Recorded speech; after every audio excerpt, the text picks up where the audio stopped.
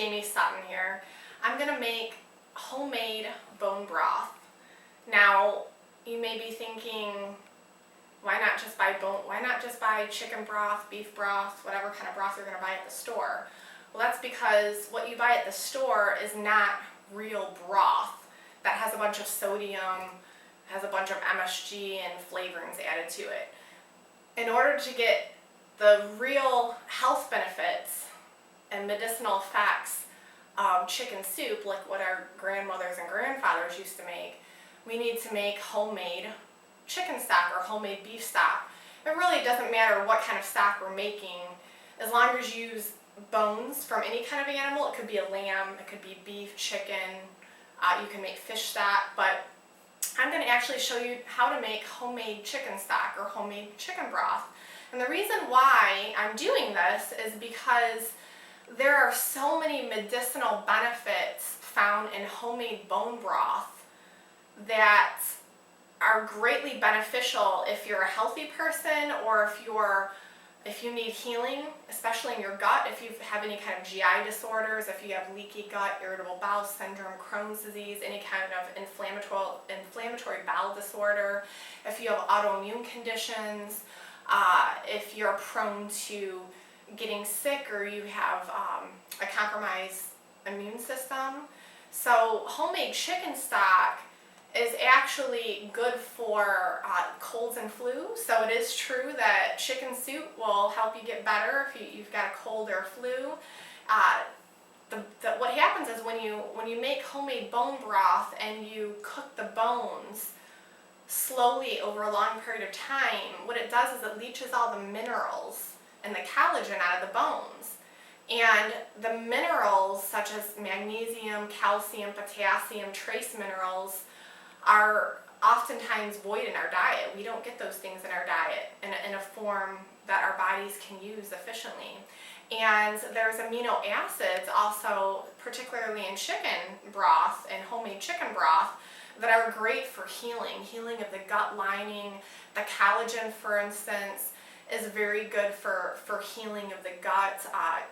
Like heals like, so when you lose collagen in your body, when your joints start to deteriorate, when you start to get wrinkles and your skin starts to sag, you're losing collagen. So if you consume collagen from collagen-rich foods such as bone broth, that will help restore those things in your body. It will help keep your joints and your ligaments working better. It will help your skin.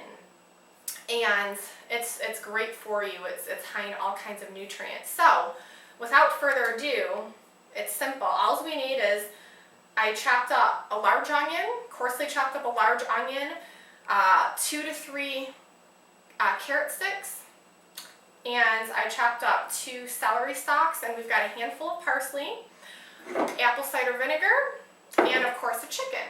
Now to make bone broth, you can either use chicken carcasses and bones that you save. So as you eat chicken, save your bones and save your carcasses. Put them in a large bag in the freezer and freeze them until you get about 2 to 3 pounds of chicken bones. And then you can just use your chicken bones. But like today, for instance, I want to make chicken stock. I make it about once a week. I don't have any fresh chicken bones, so I'm going to actually use a fresh chicken.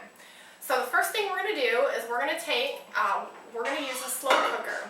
Now you can either use a slow cooker or you can use a stock pot. I'm actually using a slow cooker. So we're going to dump the vegetables in the slow cooker, and we're going to take the chicken. I'm actually using, you want to preferably use a free-range organic chicken, but you can use a regular chicken as well. It's just that the free-range organic chickens, they're richer in collagen, so your stock will gel better. So I'm going to take a chicken and I'm going to put it in, okay, put it on top of my vegetables. Alright. And then what I'm going to do is I'm going to take a couple tablespoons of apple cider vinegar. Now what apple cider vinegar does is, as your bones are cooking, it draws the minerals out of the bones. The acetic acid in the vinegar draws the minerals out of the bones. So that's why we want the apple cider vinegar. We want to draw the minerals outside of the bones. Okay? Don't worry, it won't have a vinegary taste. It cooks so long you won't even taste it. And then what we're going to do is we're just going to fill the crock pot until the water comes up about an inch above the top.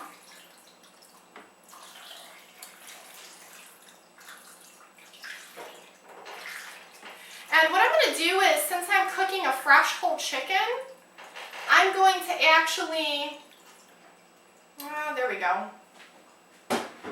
I'm going to actually cook this for about 4 hours. At about the 4-hour mark, my chicken should be tender, so what I'll do is I'll remove the chicken, and then at that point the chicken's falling off the bone.